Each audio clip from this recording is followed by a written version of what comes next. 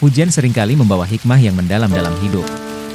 Seperti tetes-tetes air yang turun dari langit, hujan membawa kesejukan, kesuburan, dan kehidupan baru bagi bumi yang kering. Bagi sebagian orang, hujan adalah momen refleksi, kesempatan untuk merenung tentang kehidupan, perjuangan, dan keberkahan yang tersembunyi di balik tantangan.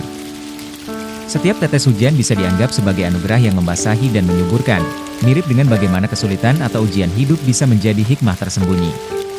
Saat kita mampu menerima, merenungkan, dan memahami makna di balik setiap tantangan, kita tumbuh menjadi pribadi yang lebih kuat dan penuh rasa syukur.